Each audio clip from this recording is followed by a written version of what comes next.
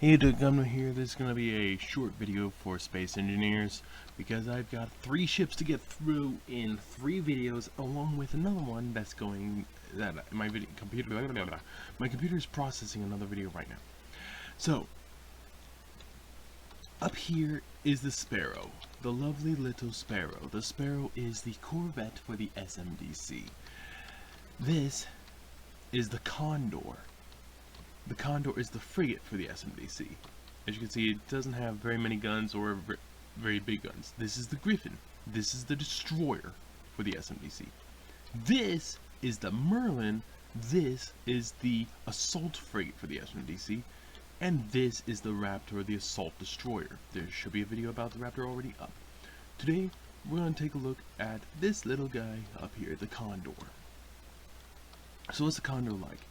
Take the Corvette, make the neck fatter, make the whole body fatter, make that a little fatter, and add on a lot more guns and you're done, right? Well, you gotta add a ton of thrusters and some heavier armor. You're still not done though. As you can see from the front, we have that rocket launcher equal to the Raptor up there, but we also have that dual cannon. However, on the top, there's also dual cannon. On the Corvette, the only guns that are on it are on the side. There's nothing on the top or the bottom of the Corvette. This, on the frigate here, the Condor, there's this forward-facing gun here, and there's a gun right there. So there are 4 forward-facing cannons on this ship. You can set them to be automatic if you wish to. This gun only has 2 of these basic Gatling turrets. That thing has 4. But on the side, it has 6 of these CIWS autocannons. They are small guns meant to kill fighters, and they are very good at it. Especially since there's 6 of them. 3 here, 3 on the other side. Throw in these other cannons that can be set to automatically start shooting. And you have the Gatling guns. It's quite heavily armed. And it actually does have a little armor around the connectors there and there. It's not a very big ship. Not much bigger than that. There is an antenna sticking out of the back, and unlike the Condor, the problem with the the Sparrow. The problem with the Sparrow is the lack of engine power. We've solved that. We've gotten rid of the 2 engines in there, and we have stuck on these Sage thrusters. Basically, the Corvette's the biggest ship to not have Sage thrusters as its primary, until you go from Sage industrial thrusters to Titan engines, that is. So yeah. Now, one thing you will notice off the get-go is the sheer amount of thrusters for side-to-side movement, and there's an okay amount of thrusters for movement at the top. For stopping momentum, on here you have 9 engines. Here you also have 9, but it weighs a lot more. That is one downside. It takes a bit to stop it. Who cares? Now, there are several access points, one each side and one in the rear. We're going through this one here. Coming through here, you have this nice long hallway that goes from one end of the ship to the other and out the back, right by the Sage thrusters, right by the main reactors and cargo containers in case you need to make repairs. You can hop down as well, which will take you into the lower section here. This has a pair of the secondary reactors, it's plenty of gyros, gravity generator, access to the cargo, and if you can't get access to it from the top, but right here you can see there's another nuclear reactor. There's one on the other side with more gyros tugged away. There is the beacon hanging in the back. But yeah, there are 4 small reactors and 1 large. A little redundancy, but they're kind of close. So from the top, you go in through here, crew quarters, small crew with a small ship.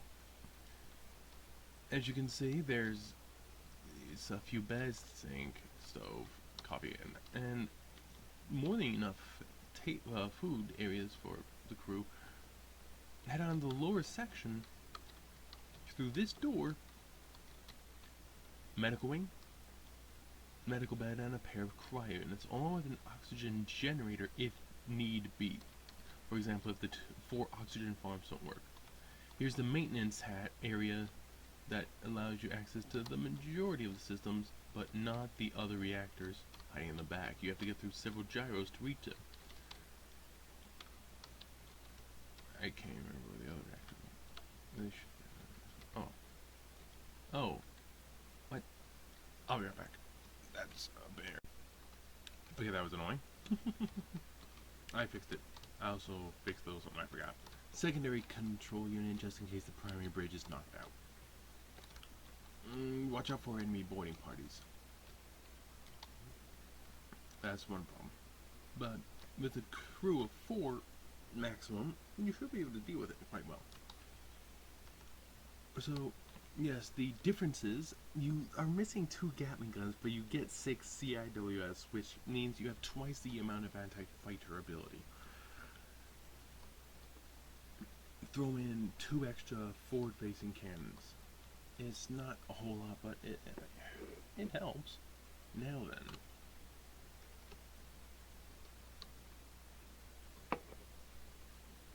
Only 1.47 million kilograms, 360 megawatts, 18 gyroscopes, 165 thrusters.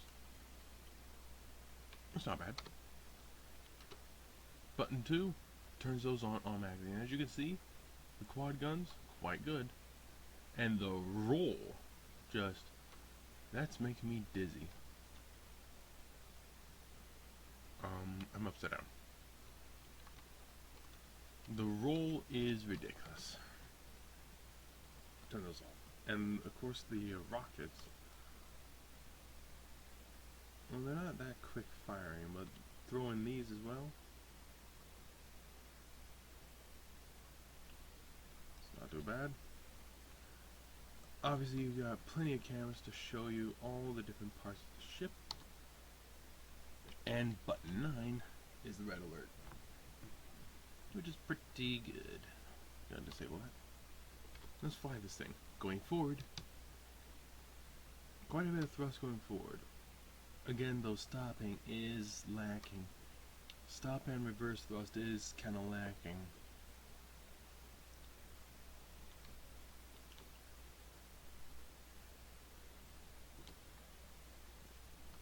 Left to right, fairly well. Up and down is actually quite high on this ship. What do you expect with all the thrusters it has? So, all in all, nice little ship. I need to pull back some more.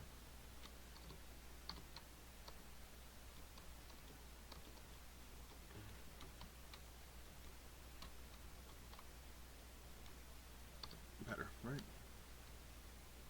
One problem one could say is the lack of visibility, but lack of visibility isn't necessarily a bad thing. It means more protection for the crew. So that is the Condor. The next video, we'll have the Griffin.